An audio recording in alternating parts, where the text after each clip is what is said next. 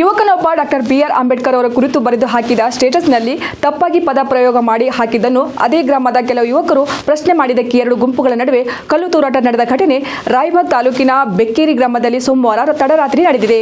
ಪರಸ್ಪರ ಕಲ್ಲು ತೂರಾಟ ನಡೆದ ಪರಿಣಾಮ 4 ಜನರಿಗೆ ಗಾಯಗಳಾಗಿದ್ದು, ಗಾಯಾಳುಗಳನ್ನು ಸ್ಥಳೀಯ ಆಸ್ಪತ್ರೆಯಲ್ಲಿ ದಾಖಲಿಸಲಾಗಿದೆ. ಬೆಕ್ಕೇರಿ ಗ್ರಾಮದಲ್ಲಿ ಬಿಗುವಿನ ವಾತಾವರಣ ನಿರ್ಮಾಣವಾಗಿದ್ದು, ಸ್ಥಳಕ್ಕೆ ರಾಯಬಾಗ್ ಪೊಲೀಸರು ಭೇಟಿ ನೀಡಿ ಪರಿಸ್ಥಿತಿ ತಿಳಿಗೊಳಿಸಿದ್ದಾರೆ. ರಾಯಬಾಗ್ ಪೊಲೀಸ್ ಠಾಣೆಯಲ್ಲಿ ಪ್ರಕರಣ ದಾಖಲಾಗಿದೆ.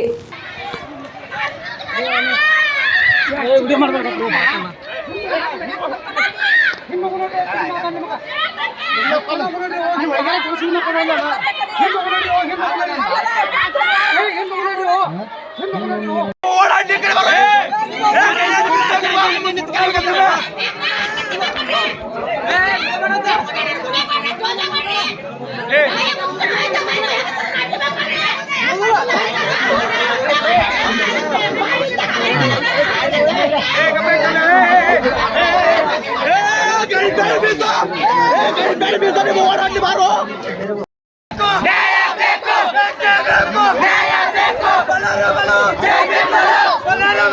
ಬೇಕು